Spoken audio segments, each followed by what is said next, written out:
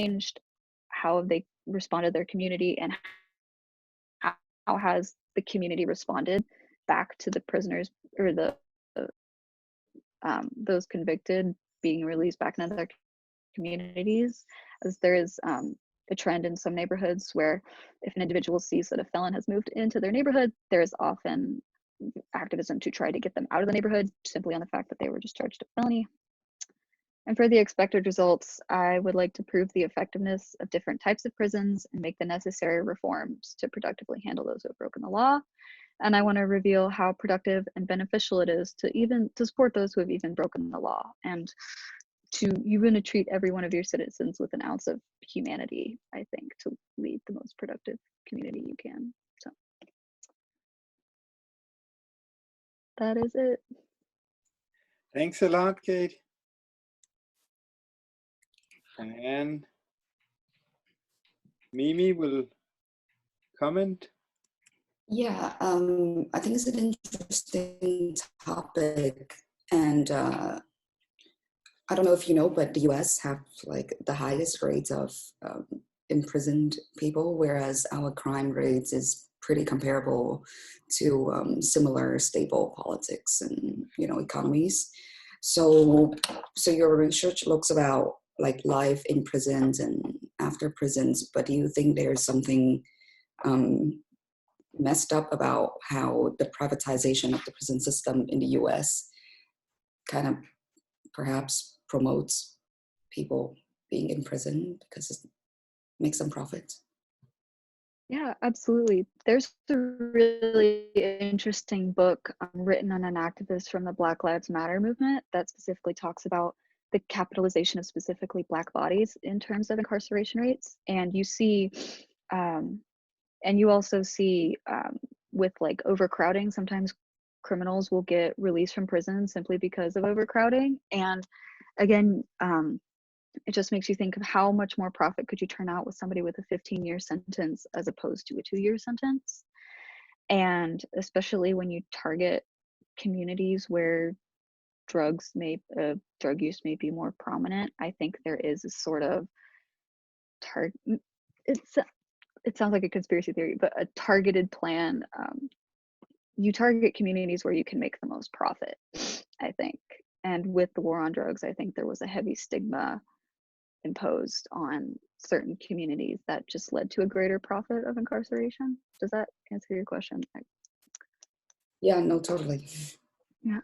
Yeah, it is messed up. I think it is for profit, not considering correcting problems at all. So. Yeah, it's crazy because from like an international perspective, coming from like someone who doesn't live here, I guess, a lot of people even say that the whole prison system in America is like the modern world, slavery. Yeah, there's a lot of my school, the college that I go to, actually, it was revealed that like all of our desks were made by the prison system, and there was a huge issue around that in how the school is profiting. I'm sorry? All of your dust? What did you say? Like all of the desks in our classrooms were all made by the desks those in the prison system. Yeah, the desks. And they were all the dust flew over. Oh, but they were all made by individuals in the prison system, and how it's brought out that like you can turn out prison labor for such a low profit, and it is just like an example of modern day slavery. I hear that argument a lot too. I think it's a really interesting one. Do you know if like other countries have quotas that they need to fill as well in incarcerating people? I didn't look into that, as I didn't look at quota rates as much, even though that would be a really interesting thing to look at. No. That is something I will consider for my final paper, though, because I think quotas definitely do drive profit. And you spoke about like the school to prison pipeline. It's kind of like the same question. Like, do you know if that happens like in other places other than the U.S.? Because like I haven't researched it outside of the U.S. context. Again, yeah, I didn't really look at the phenomena of the school to prison pipeline in other countries. I think I may be wrong. This is just an assumption. I think the school to prison pipeline theory was generated in the US because of American phenomena. So I think it is something that is most notable for being a US thing, but I'll look into that more too. Yeah, thank you. Yeah, but So oh, yeah. Did you look into anything like regarding like the death penalty in the United States at all, and how that would be like comparable? No, I mostly wanted to focus on people who can, like, yeah, the death penalty. Especially when it involves people who have been wrongly accused, or falsely accused, and there just wasn't a lot of effort used to, prove their innocence. I think that is definitely an issue. I didn't look too much into it because I was mostly concerned with the way that communities receive felons after they've been incarcerated, and I wanted to look more into how a society handles like low levels of criminal behavior, because like I think you could argue that because once you're convicted of a felony, you can't vote anymore. Your life is severely altered or extremely altered once you have been convicted of a felony. And even at the lowest level, if you even get a minimum of a 5-year sentence or even less than that, it still affects your life in a huge way. But no, I didn't look that deep into the death penalty. So I have 2 questions. The first is, I think it's like 13 states now. There's this ban the box movement that's going on, and I was wondering if you're going to look into that and how that affects outcomes for newly released prisoners trying to get back into the workforce.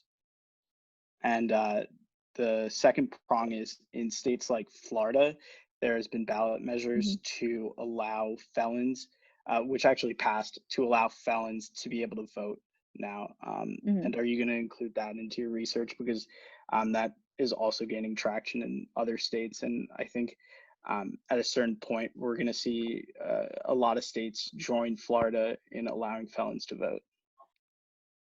Yeah, I think so, definitely. Because the person best to tell a story to promote change and activism is the person that has experienced, this, whatever you're going through. And so the best people to speak on prison reform are not those who are profiting from it, or those who have lived it, are subjected to it, and have their own stories to tell.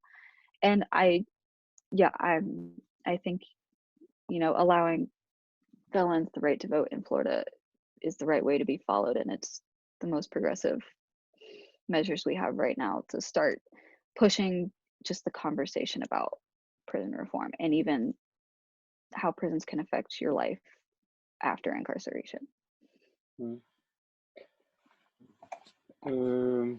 Yep. This is an area, in fact, I have worked concretely. I've been into many prisons. I have been capable of going out again voluntarily, so but of course, one of the reasons why it was put in place in the United States was there was a high, the rate of criminality was very high, so there was a lot of violence. And in fact, then it's about the correlation, whether it has an effect that incarcerating so many young men, particularly because it's primarily men who are, and also of color, that it has helped. It may have helped to reduce the rate, but it has been extremely costly for the society, for the American, and it's not really effective in that way. That when they have finished the term, as you said, 66% more or less, they go back. And I've been to countries where I say, yeah, but even you're a nice guy, if you go in, when you go out, it's like an incubator of criminality. So you become socialized in order to these things.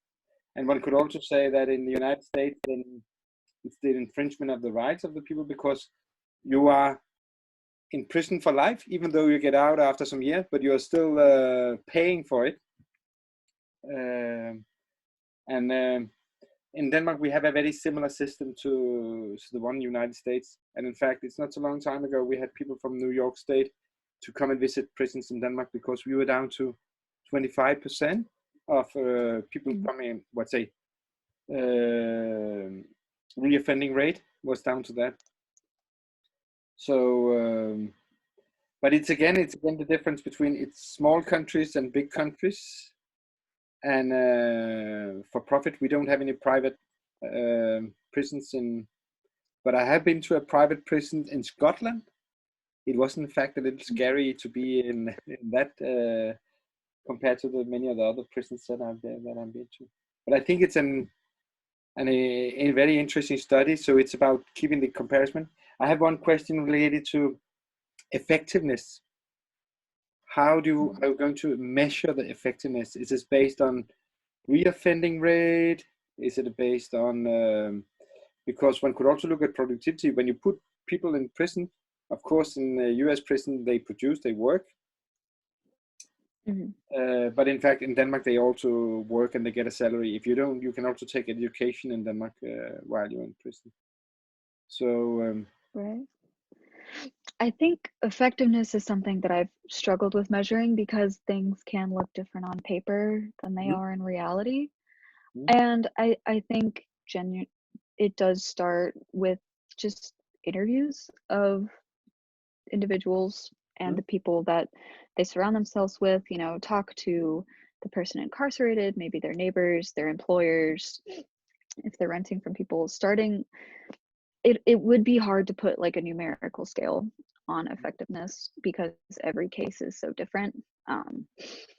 That's something I would still have to look into, but I think it definitely does start with just interviewing those most associated in that person's social circle and community.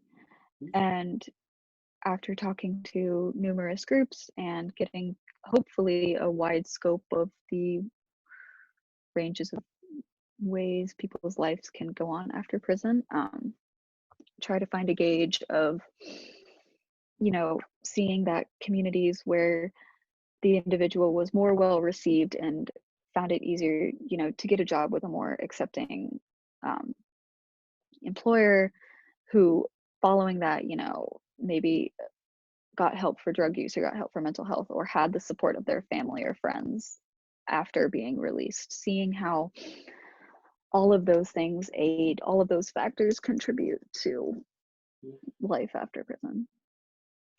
in fact, there's an international perspective in relation to this also.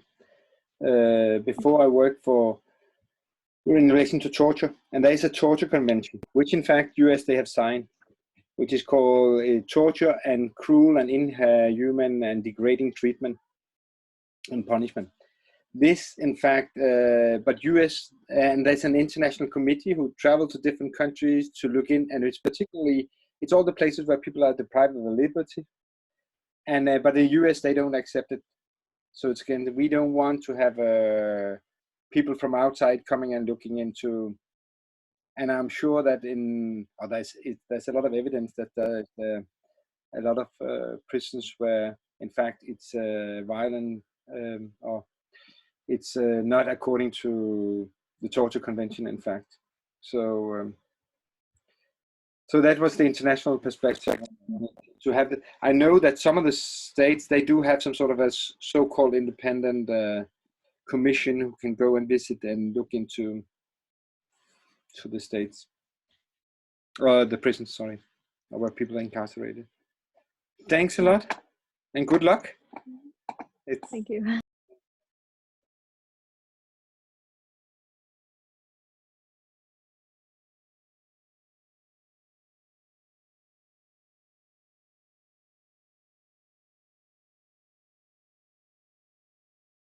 Sorry, Patrick, please. Okay.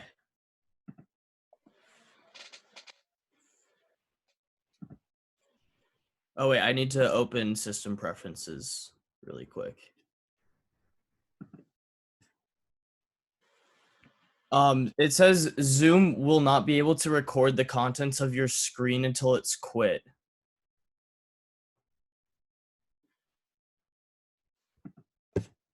Yeah, but are you recording it or?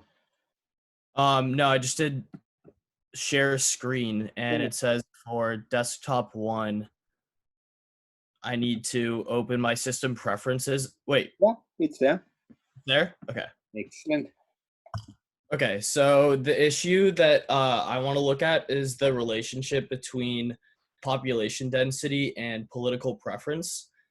Um, and so with that in mind, I'm sort of looking at like the upcoming 2020 election and the lessons that we can learn from the 2016 election in how the political preference across every county in the United States affects the election. So the most relevant data that I'm going to use is the 2016 election, which I chose, one, because it's a presidential election. So the uniformity of the candidates, of which there are generally two main candidates, are going to be uniform, as opposed to like a midterm election where there's different political candidates in different districts. And also because of the amount of voters. I believe there's like 160 something million voters last election, which is much better than if we were looking at midterm elections. And then I'm also going to look at the confounding effects, if any, of gerrymandering. So my research question is there a relationship between population density and political preference?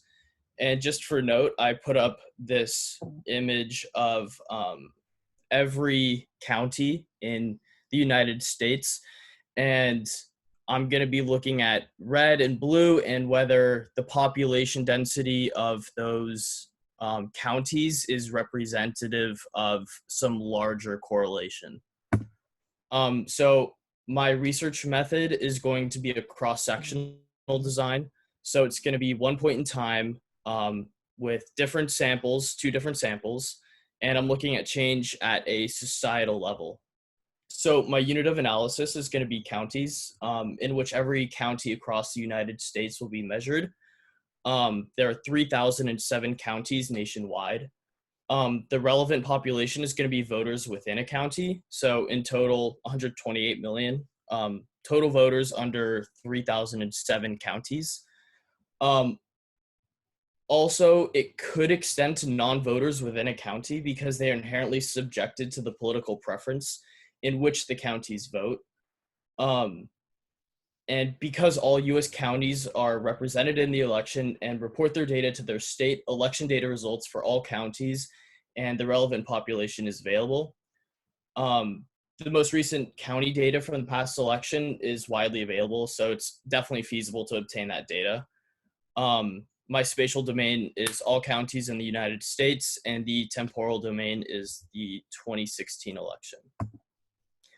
So for my data collection, the independent variable county population data is going to be taken from the U.S. Census Bureau county population data from 2010 to 2017. And so if you go to the website on the Census Bureau, it'll give you a spreadsheet of every county and the population in that county. And then I'm going to compare that with data.gov voter maps from across all counties in the 2016 election.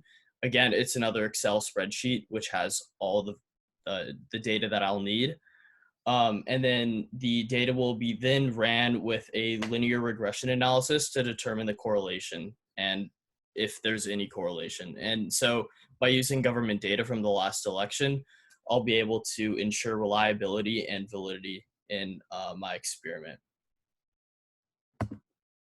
So my expected results are, I mean, it's hard to tell, but I'm expecting that the correlation coefficient should indicate a slightly positive correlation in the linear regression analysis. And so I want to talk about education and economic opportunity, as generally large cities like New York City, San Francisco, LA, Washington, DC, generally there's opportunities for jobs for people that have higher education and more economic opportunity as there's more people in the area. And I also want to talk about socialization. As people in areas with higher population densities interact with people of different backgrounds, ideologies, and identities, which might contribute to sort of more counties turning blue than red, as opposed to in rural states or rural counties, sorry, where maybe there's not that degree of socialization. And then I also want to look at gerrymandering as a potential confounder, because it exists largely in urban areas. And I think that it's really important to see how gerrymandering from Republicans or potentially Democrats affects the way that counties in urban areas votes, and to see how gerrymandering is split along maybe racial divides. And I think that's a really important question, because when we're looking up to the 2020 election, where we're going to get our votes is from these counties. And when it comes to swing states like Pennsylvania, Wisconsin, and Michigan, it really comes down to each individual county and the amount of people that vote in those counties. So on a big macro level, I think it's important to look at like overall trends, but also I think that this research question is going to allow me to look individually on sort of a county by county basis and see sort of where that applies in the greater national societal identity, I guess. And that's it.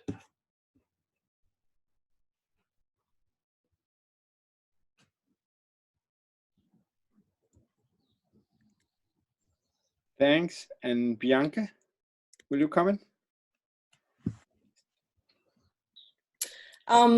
So my first question is, like you talked about like education being a factor in potentially like swaying which way these communities will go.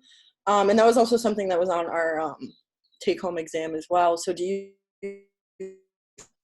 think that like giving these counties the proper information that they need to make like these electoral decisions is gonna change your expected results? So I'm sorry, can you say the last part of that again? So if like these counties that you're researching are educated properly, like they're getting the information that they need to make like these important electoral decisions, do you think that like if they are getting better access to this information, will that influence your expected results?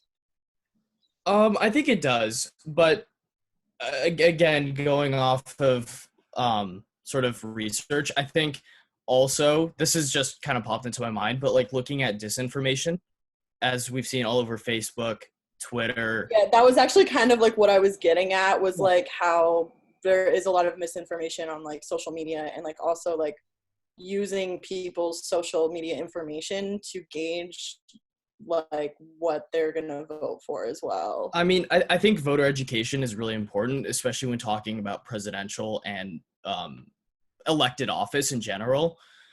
But also, it's kind of hard to gauge sort of the outreach and data that shows that misinformation affects this voter where and how educated the voter is. I believe that education is important, but the degree of education sort of with misinformation is difficult to say, because misinformation is, you know, legal under the First Amendment. So it's a difficult question to think like education is in like, is this county properly educated on the policies of Biden's campaign versus Trump's campaign, or in the case of the 2016 election, Hillary's campaign versus Trump's campaign. So I'm thinking about more high school graduation rates, college graduation rates, and seeing how those identities are reflected in whether population is more urban or more rural.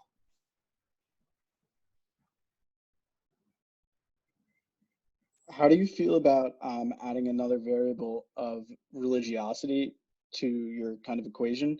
Because from a research project that I did, religiosity has a large impact on voter turnout and their overall view on different requirements of being a productive citizen, just because of the innate qualities of being somebody who is religious.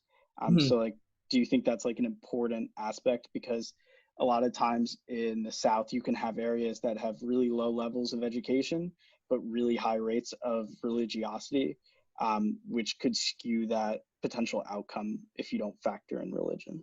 Yeah, I think I'm definitely going to look at the effect that religion plays in sort of the greater scheme of how sort of secular, maybe urban populations are as opposed to rural populations, and with that population density. And I do think that's something that I'm going to look at, and sort of how, at least in contemporary or current politics, the evangelical right has played.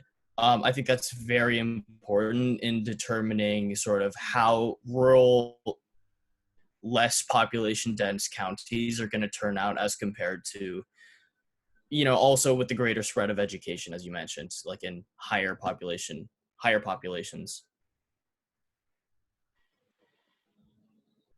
Thanks. I have I have two questions. When I read that what you're going to study, then I said, "Oh, don't I know that in beforehand?" See, that was my first, and that sometimes is also to make studies because people think that they believe that this is the case, but then when you make the research, you find out, no, that in fact was not the right thing. That already that it is in the major urban they are more blue, and in the rural side where there's more with fewer people, it's more red. So that's also, it's also in relation to the motivation. What new things do you? It's something to find out where the swing counties they are, or Yeah, so I mean the different sort of variables that I want to add are like, as we talked about, religion, misinformation, because we hadn't really studied as a collective the prominence of misinformation of political campaigns until 2016. It wasn't really a big issue. So I want to look at particularly that and religion and see how that's played, and also in swing states, and particularly the prominence of those variables in swing states.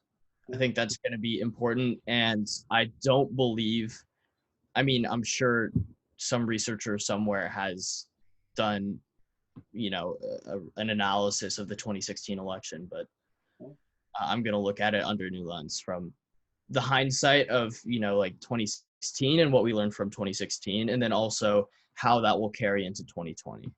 Excellent. There was one thing is also what you said about socialization was primarily taking place. Did I hear that correct?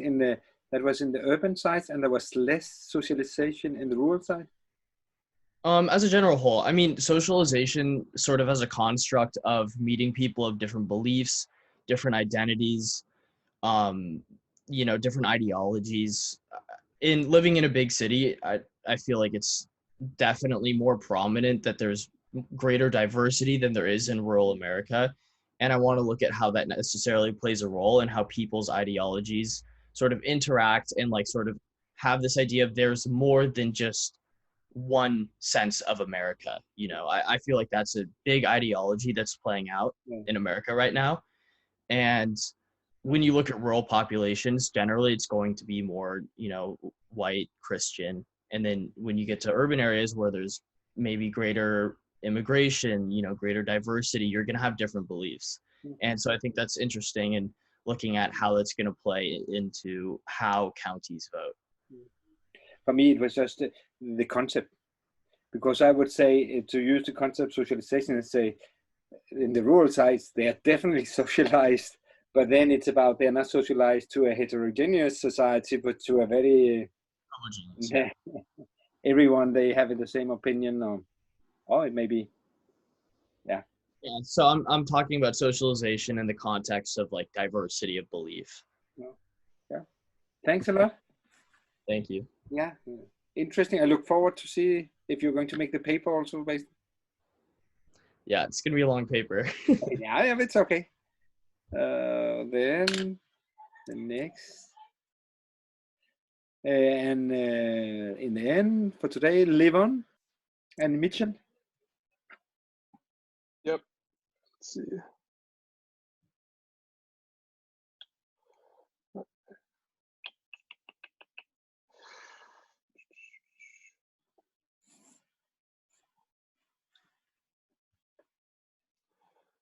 All right. So basically, in my paper, I'm going to be comparing Green New Deals throughout different countries around the world. Just a little background, like what is Green New Deal? Basically, it's just like a proposed package of legislation that aims to address climate change and economic inequality. The name comes from back when FDR was president. He said legislation in response to the Great Depression, and he called it the New Deal. Basically, it was a set of social and economic reforms and public work projects. And basically, the goal of like Green New Deals like throughout the world is just to reduce the greenhouse gas emissions, which is a primary cause of climate change and global warming. Why is it important? Well, just a couple years ago, there was something called the Special Report on Global Warming of 1.5 degrees Celsius. Basically, it's like a report that has over 6,000 scientific references. It was prepared by 91 authors from 40 different countries. Basically, what the report says is that global warming will likely rise, to 1.5 degrees Celsius above pre-industrial levels between 2030 and 2052 if the warming continues at its current rate. Basically, they said the effects of this is that there would be increased risk to health, livelihoods, food security, water supply, human security, and economic growth. And as well as that, obviously the planet itself is getting hotter, and that means that there's going to be rising sea levels. They said that there's a decrease in the amount of fishes that are going to be caught from 1.5 to 3 million tons, which is a pretty big number. Basically, my experiences, I was born and raised in Thousand Oaks, California, which is about 20 minutes north of Los Angeles. So I've come from a pretty, sunny place, Southern California. I've been an outdoors person my entire life. I go to school in Boulder, Colorado. It's one of the reasons why I chose to go there was because of how outdoors it is. Like I said, every summer when I'm back home, it just seems like it's hotter and hotter and hotter. Right now, we're going through a heat wave. It's like 95 degrees out right now. Just one little thing is like I live 15 minutes from the beach, and I would hate for something to happen where I'd lose the opportunity to be able to go to the beaches one day. So basically, there are a bunch of different Green New Deals that are occurring throughout the world. Just a little overview. Australia has something called the Green Plan, which is also advocated by the Australian Greens, which is a political party in Australia. Canada has a Pact for a New Green Deal, which is by 70 different groups in Canada. Europe, the European Green Deal, which I'll go more into later in the presentation. The UK, a Green New Deal. And there's something called the C40, which is basically a group of 94 cities that have come together to fight climate change, once and for all. And they kind of created something as a whole called the Global Green New Deal, which is kind of all of the new Green New Deals, combined into one. So I'm going to be comparing three Green Deals: the U.S., the U.K., and the European Green New Deals. So basically, the details of the U.S. Green New Deal shifts 100% of national power generation to renewable sources, builds a national energy efficient smart grid, upgrade all buildings to become energy efficient, decarbonize manufacturing and agricultural industries, decarbonize, repair, and upgrade the nation's infrastructure, especially transportation, fund massive investment in the drawdown and capture of greenhouse gases. So that's just like a little overview of what the U.S. has planned. And obviously, I'm sure as most of you know, there is no enacted legislation as of now because of the current political party that is in office. They obviously have the current right to vote and the majority in the House, when they vote on legislation. And right now, the U.S. Green New Deal hasn't been passed because of opposition from the majority political party. Here's some details of the UK Green New Deal. Basically, government-led investment in energy efficiency, the creation of thousands of green jobs. There's a new tax on profits of oil and gas companies to provide revenue for government spending on renewable energy. So kind of basically they're taxing people and companies that produce oil and gas, so they can basically spend that on renewable energy. they're developing financial incentives for green investments and reduce energy usage. Changes to the UK financial system, because obviously with all these Green New Deals, it's going to cost lots of money, and the certain economies have to be fixed or up to date. And basically, they're going to make large financial institutions, or so-called mega banks, to be broken up into smaller units and create green banking. And details of the European Green New Deal, which is a deal with all the countries in the European Union, is that by 2050 they hope to have all 28 countries climate neutral. They propose something called the Just Transition Mechanism to help regions most heavily dependent on fossil fuels. Basically, that means that obviously when they start moving towards a more carbon neutral position, by 2050 or whatever date they choose, there are going to be lots of jobs being lost that come from oil, fossil fuel, industries. So that's what hopefully this Just Transition Mechanism can help with. They hope to double or even triple the renovation rate of buildings, which right now is at 1%. They have something called the Circular Economy Action Plan. And then one other little thing that they want is reward farmers for managing and storing carbon in the soil and improving nutrient management and reducing emissions. So basically, my research question that I've been trying to figure out is which country has the right way of approaching climate change and fighting it. I think there's several factors that go into which plan is the right plan for countries to adopt. I think one, feasibility, how long it will take to reach the goal. Right now, the U.S. Green New Deal, the goal is by 2030, which is in 10 years. That kind of seems a little too far-fetched right now. Like I said, the European Green New Deal is by 2050, which maybe some people might agree is a little bit more feasible. The cost, will a country be able to afford the plan? These aren't something that can be just done in a year or something like that. This is going to cost countries trillions and trillions of dollars, which some countries, especially now, don't have the money to do. Like I said earlier, the jobs, will jobs be able to will jobs be lost? Will jobs be gained? Like, what is the overall net number of jobs that are going to be gained from this? And then lastly, I think one of the biggest things is the approval by the people and the government. Like, will the government and the people of the country that it's proposing the Green New Deal, will that be approved in a right or wrong way? So basically, the data that I've chosen, I think that there's going to have to be some extensive research on how each country has responded to this global warming, because I think that this is a very new topic that has recently become up in the last 20 years. 30 to 50 years ago, this was not something being talked about. Like I said, the EPA was established in late 70s, early 80s, something like that, for the United States. So it's something that is pretty, relevant, now. Seeing certain qualitative data is just the response by the people, how people are taking it. Like I said in the first couple slides, the U.S. government right now, President Donald Trump opposes this. He thinks climate change is a hoax, which is kind of absurd given, like I said, the 1.5 degrees Celsius report. There's, over 60,000, scientific researches, like documents being attributed to it. So for people to oppose it, it's kind of ridiculous, but there are people out there that oppose it, and very higher up, leadership people that have the responsibility of putting this in action. So I think, and response by people, I mean, the citizens of the country, so I hope to do that through surveys and questionnaires, and just quantitative data that I think will be easily, readily available to find, is just the timeline. How long do these countries want to make their deal, approved? Like I said, the US is by 2030, they said, and then UK and then Europe is by 2050. Like I said, the cost, can a country afford such a deal?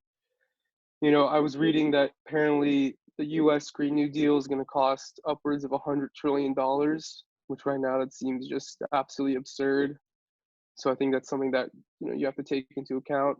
And then, like I said earlier, the number of jobs is some data that I think is pretty important, because I think jobs just in general is something that nowadays you see countries really trying to improve, and with this deal, who knows how many jobs are going to be lost. through, because like I said, fossil fuel is one of the biggest industries throughout the entire world. And, trying to eliminate that is probably going to cause some feedback in some negative ways. In my results, I expect countries that have strong leadership will have certain green deals. However, I think there's going to be numerous countries that haven't even thought about it.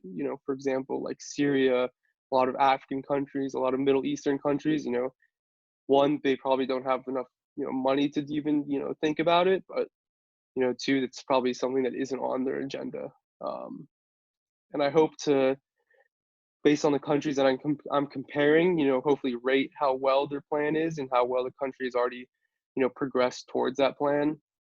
I think if you look at the U.S., like I said, by 2030, that right now that doesn't really seem too feasible. So that might really not get like a great rating on whatever scale that I choose.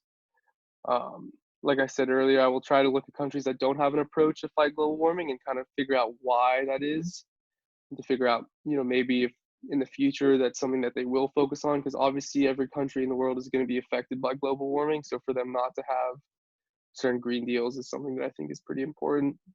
And then I will look at how each country's government has accepted each deal. So do they approve it? Do they deny it? Is it something that the people, approve of, or is it something that the people don't approve of? And in conclusion, I think global warming is something that we all are aware of. And, on the side note, I think there's people out there that aren't aware of global warming and how it is affecting us. We right now might not see the effects of it, but I think, it's pretty easy to look up research and like you can talk to, people that are, pretty well researched on it. And I'm pretty sure they'll give you a pretty good answer on it. I think that we need to start encouraging others to accept that this is a problem and that our governments need to act on it. I think lastly, just one little thing that I believe of these Green New Deals is, it's a marathon, not a race. And then these are my sources, and that's it.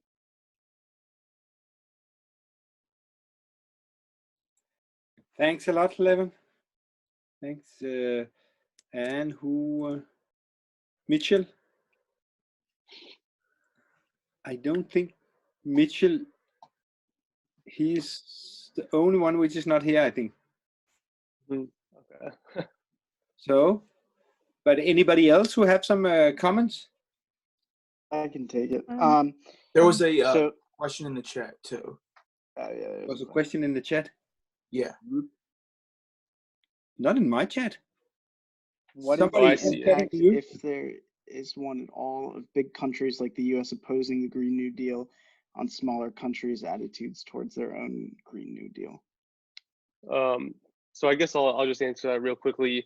I do think that the U.S. is one of the leaders in this whole, fight against climate change. And when I was researching it, just the last couple of weeks, it seems that a lot of these countries like the UK and like, the whole European Union, they're kind of taking the US's approach towards it and kind of making it their own. So I think with the current government that we have now and their opposition to it, it isn't a great sign that, other countries are going to look at, especially like you said, the smaller countries and their attitudes towards it. I think that they'll look at, the US. I think that's what a lot of countries do nowadays is like kind of go and see, oh, like what's the US doing? What's their thoughts and views on this certain subject? And I think in that sense, like it isn't a good look for our country. But again, I think that that's also something that I want to research is like the political divide in the US. And, obviously what I was saying earlier in my written report that Democrats and Republicans kind of have a very split view on the Green Deal, especially in the Congress and stuff like that. So I think it's pretty important that our government accepts it, but as of now, it doesn't look like we're going to get close to that. Yeah. So when you were comparing European countries and the United States approach to the Green New Deal, the other countries had a much slimmer package of what was actually in their deals compared to the United States, which it's almost an omnibus bill and has things related to socialized healthcare all the way down to farming practices. Right. So are you gonna look at the overall favorability of the entire Green New Deal from the United States perspective, or are you gonna look at each element of it and compare it to the Yeah. European or I other mean, I perspectives? think, like you were saying, there's a lot of things that go into it, and obviously everything on our presentation wasn't everything that all the new deals, are going into. It was just kind of a little summary of it, I guess. So I think it's tough to go into everything, but I think I'll probably look at, kind of the overview of like everything, kind of the more things that might be more apparent in the upcoming future, something that might affect the majority of the people of the country is something that I'll probably look more into. Because like you said, like with like the farming and like other up until like stuff like that, like I think it's important to look at, but I think there's also other things that go into like these new deals that are kind of being they're kind of similar to all these other new deals that these countries are putting out, if that makes sense. Yeah. Any other comments? So I was wondering, there's like a huge demand for the whole world to push towards total green resolutions, yet there's also the constant argument that climate change is a rich person's concern because not everybody has the luxury to go out and completely change their way of life, and that certainly I think addresses the issue with a lot of first world countries are chastising third world countries of doing things such as gas flaring or using more polluting methods of like cooking, or in like Ghana, in computer graveyards, they like to burn the computers, which release a lot of hazardous gas to like harvest metal to make profit off of, and they're chastising those countries mostly to make change, and Sure. criticizing them of their age-old developments. Should we look to first world countries to maybe incorporate a part of their Green New Deal to lifting up those countries who don't have means of a more sustainable way of living? Or where do those countries who don't have the option of change fit into this instead of being blamed for the issue completely? If that makes sense. And I think it's like you were saying, like it's almost impossible for these so-called countries to kind of like even think about this subject when they're kind of focusing on just trying to like survive in a way. And I do think that it is kind of up to us, these big countries to kind of, I do agree that you should incorporate some sort of help to these small countries, because like you said, like these countries aren't even focused on trying to fight climate change, and let alone even probably know what climate change is. And I think we have already set certain like legislation, and have already enacted certain like laws and stuff like that towards helping fighting this stuff. And I think it obviously with the approval of these certain like third world countries and stuff like that, I think it wouldn't be hard for these big countries, like the European Union, the United Kingdom, the United States, to in a way help push these little small third world countries towards it might not be as big as what we're doing right now, but I think in a way it'll help in the future, because like I said, we're not seeing the effects of climate change to a certain extent right now. It's going to be generations on that we'll see this. But I think right now the best possible solution is just get everyone on board and kind of just fight it as a whole, basically.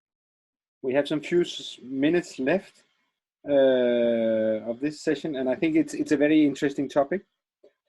I would say that's one thing that you have to do. It's about comparing countries. EU is not a country, even though there are some who would like that inspiring, but it's not a country yet.